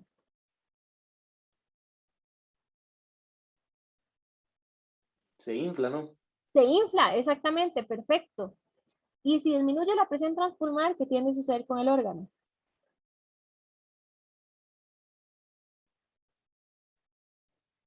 Y lo contrario se decir. Exactamente. Entonces, vean ustedes. Acá tenemos presión transpulmonar de 0, presión transpulmonar de más 20. Vean ustedes que conforme aumentamos la presión transpulmonar, vean, aquí está el volumen del pulmón. Comienza a aumentar la presión transpulmonar y vean qué pasa con el volumen. Aumenta. Entonces, a mayor presión transpulmonar, el órgano tiende a inflarse. Y más bien hacemos el ejercicio contrario, estamos en más 20, comenzamos a disminuir la presión transpulmonar. ¿Qué pasa con el órgano? Se tiende a desinflar, el volumen pulmonar tiende a disminuir. A la relación entre la presión transpulmonar y el volumen es lo que le llamamos distensibilidad. Entonces, esto es distensibilidad, el cambio de volumen que vemos producto de la diferencia entre la presión alveolar y la presión intrapleural, que es lo que ya definimos como presión transpulmonar.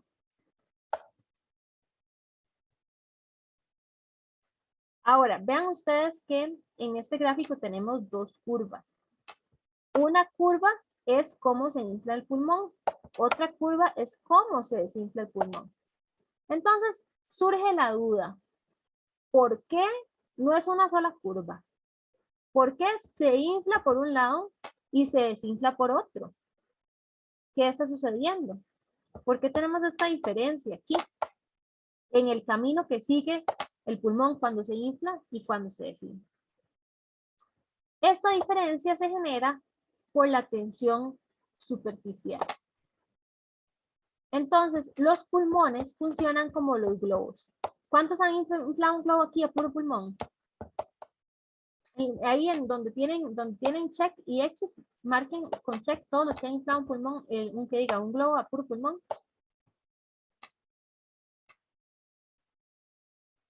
Vayan marcando.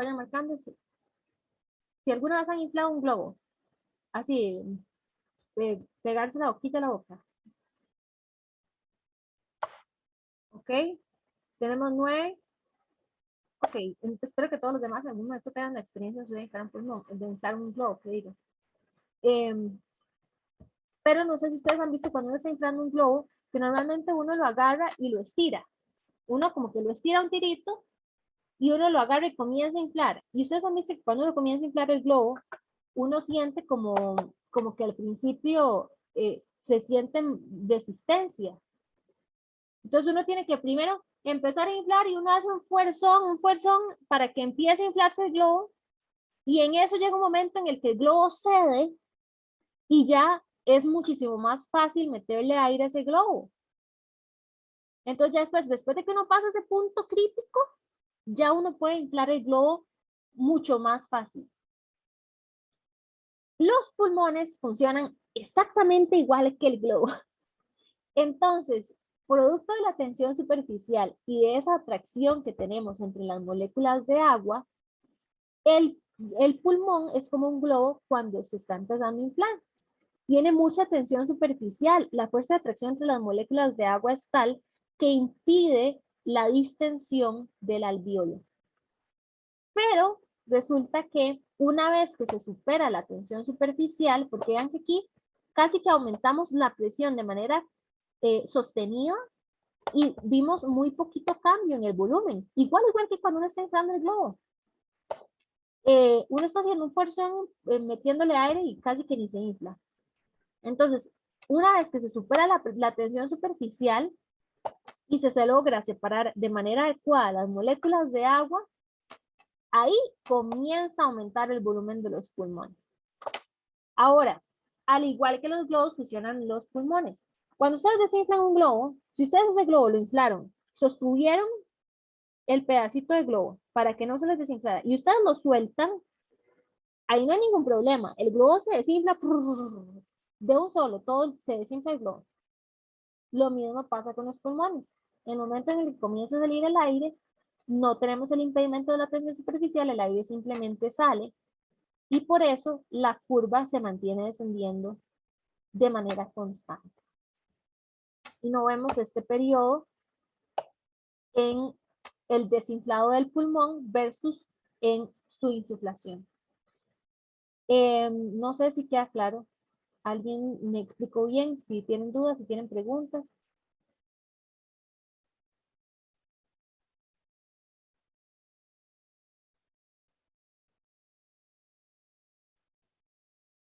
¿Nadie? Ok. Entonces, pasamos ahora sí a lo que es la ventilación. ¿Por qué entra aire a los pulmones? ¿Qué determina que aire entre y salga de la atmósfera hasta nuestros pulmones? Porque eso no sucede así como porque sí, sino de que hay un motivo.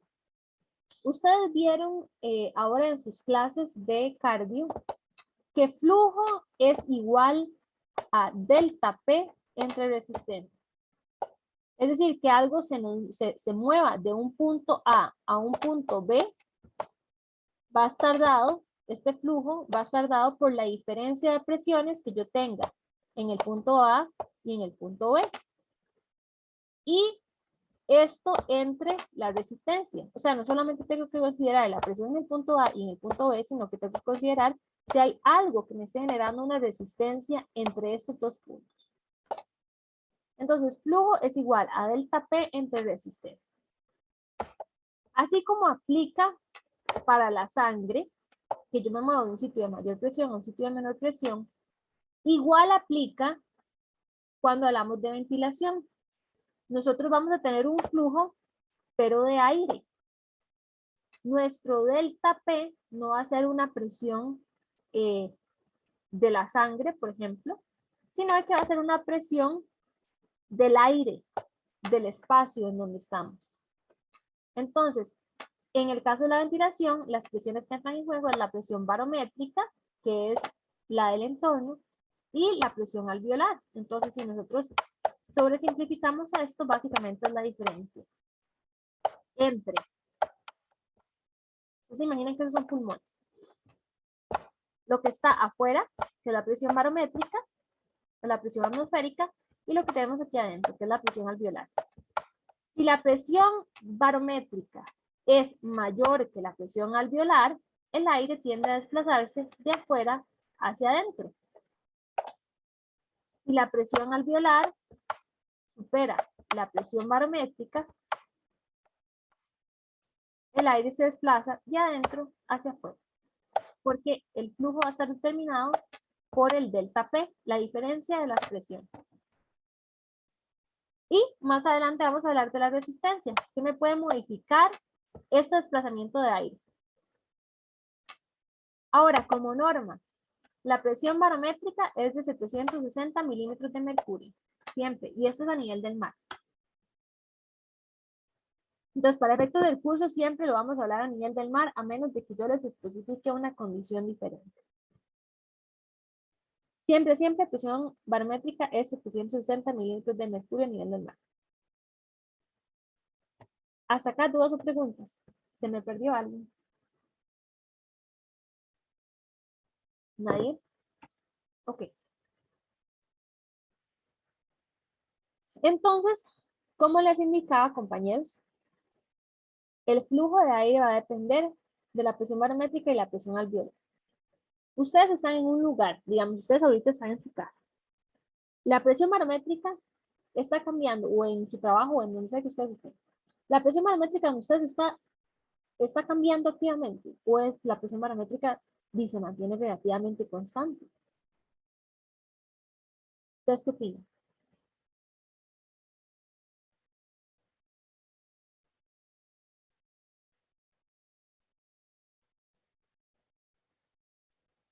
Pensaría que se mantiene, pero tal vez a lo largo del día por el calor varía un poquito.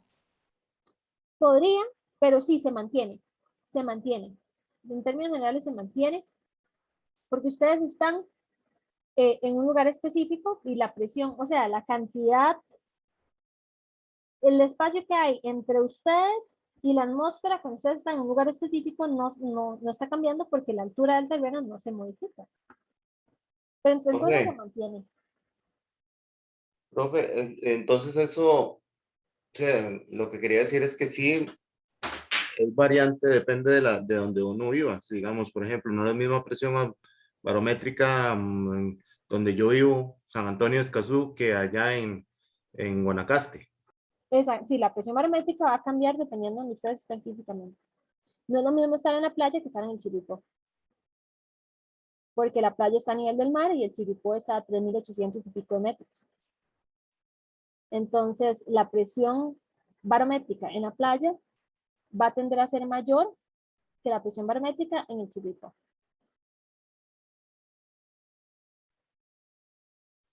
Entonces, sí, nosotros asumimos que estamos como seres humanos en un lugar físico específico de manera constante, o sea, digamos, ustedes a donde están, ustedes están respirando y la presión barométrica ahí no está cambiando. Entonces, ¿qué determina? Si la presión barométrica es constante, ¿qué determina? Que haya flujo. Lo que determina que haya flujo son las modificaciones que tengamos en la presión alveolar. Entonces, es la presión alveolar la que me genera la diferencia que permite precisamente esto, que tengamos la contracción y que tengamos el desplazamiento de aire. Ahora, resulta que los cambios en la presión alveolar son causados por el cambio en los tamaños de los pulmones. Entonces, vean, aquí les puse esta imagen, esta que es dinámica. Entonces, vean ustedes que acá tenemos la contracción del diafragma, la relajación. Se contrae el diafragma, se relaja. Cuando el diafragma se nos contrae, vean ustedes cómo aumenta el tamaño de los pulmones. Y cuando el diafragma se nos relaja, disminuye el tamaño de los pulmones. Entonces, los cambios en la presión alveolar son causados por el cambio en el tamaño de los pulmones. Y aquí es donde aplicamos la ley de Boyle. ¿Qué pasa si el volumen pulmonar aumenta? Y yo aplico la ley de Boyle. Si el volumen aumenta, ¿qué pasa con la presión? Disminuye. Exactamente, exactamente. Entonces, uno normalmente piensa, sí, es que el volumen del pulmón aumentó porque le entró aire. Pero no, señores, eso no pasa en ese orden. El pulmón primero se hace más grande y porque el pulmón se hizo más grande, la presión en el alveolo se hizo más chiquitita, disminuyó y por eso entró aire a los pulmones, aunque ustedes no lo crean. Entonces, el pulmón no aumenta su tamaño porque le entró aire. el pulmón primero aumenta su tamaño y luego, ¿por qué le aumenta su tamaño? Ingresa el aire. Entonces, vamos a verlo paso por paso. Entonces, vamos a ver inspiración. ¿Qué sucede? Se nos da la contracción de los músculos inspiratorios. ¿Cuáles son los músculos inspiratorios? El diafragma, los músculos intercostales, externos principalmente, y también vamos a tener algunos intercostales internos colaborándonos, todos en el proceso de inspiración. Entonces, diafragma, intercostales, y pueden haber algunos accesorios como los escalenos y el esternocleidomastoideo. Pero entonces, esos músculos se contraen. Se contrae el diafragma. Cuando el diafragma se contrae, resulta que se desplaza hacia abajo. Cuando el diafragma se contrae. Cuando los intercostales se contraen, permiten el desplazamiento de la caja hacia afuera. Conforme esto se contrae, aumentan las dimensiones de la caja torácica. Entonces la caja torácica se hace más grande. ¿Por qué? Porque esto se está desplazando hacia abajo, esto se está desplazando hacia afuera. ¿Cómo se está aumentando el tamaño de la caja torácica? El primer espacio que se modifica es el espacio intrapleural. Entonces aplicamos la ley de Boyle. Si el espacio intrapleural aumenta su tamaño, ¿qué pasa con la presión intrapleural?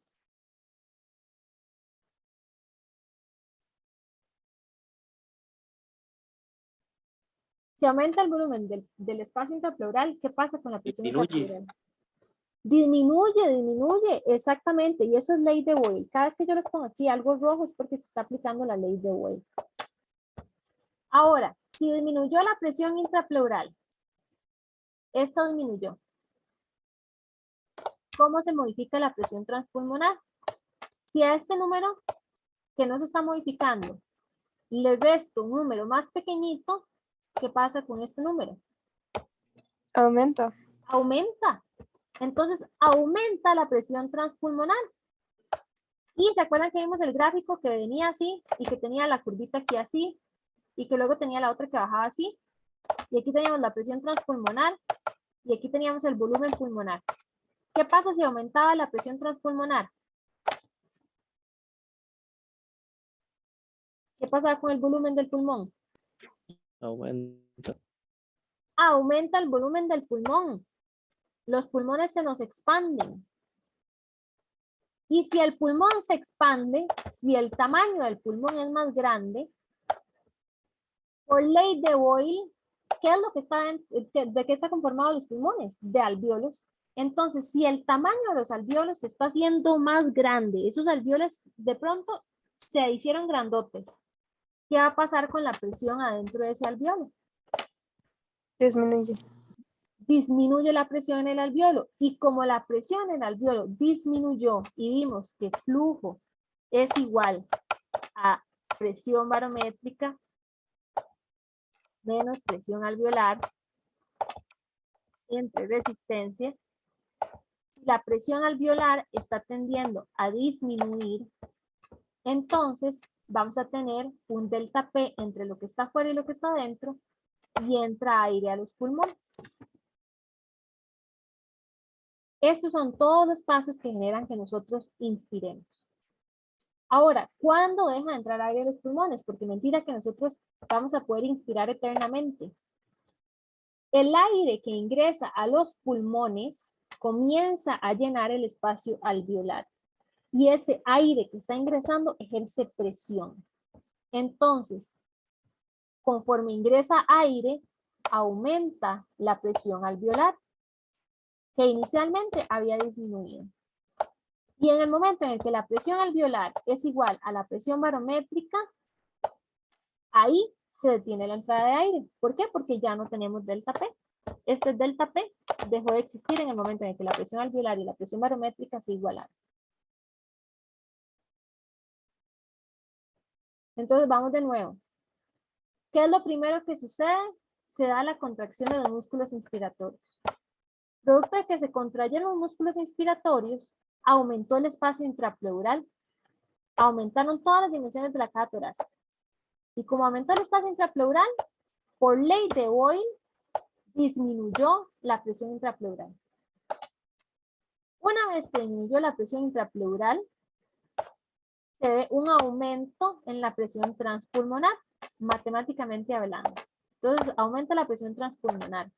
Acorde con la distensibilidad pulmonar, si nosotros tenemos un aumento en la presión transpulmonar, vamos a tener un aumento en el volumen del pulmoncito.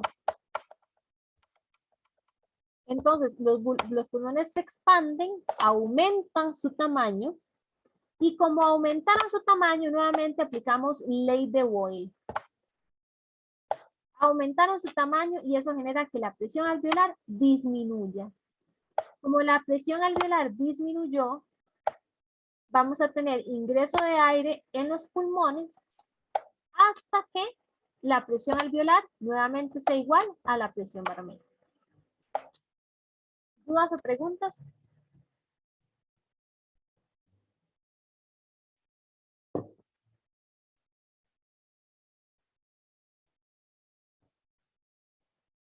¿Nadie? ¿Están en coma? Todo claro, profe, todo claro.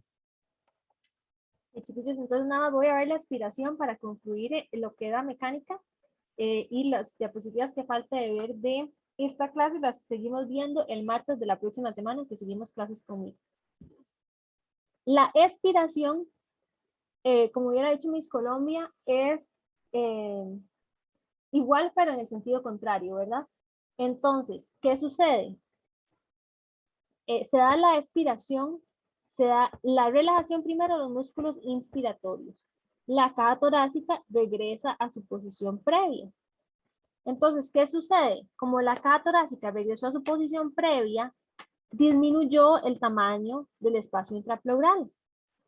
Por lo tanto, por ley de Boyle, si tenemos un menor volumen, ¿qué pasa con la presión?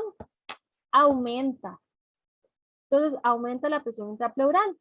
Si aumenta la presión intrapleural, si esta presión aumenta, ¿qué pasa con la presión transpulmonar? Más bien tiende a disminuir. Si la presión transpulmonar, nuevamente viendo el gráfico, si la presión transpulmonar tiende a disminuir, ¿qué vimos que pasaba con el volumen del pulmón? Este es el que se desinfla. ¿Qué vimos que pasaba con el volumen del pulmón?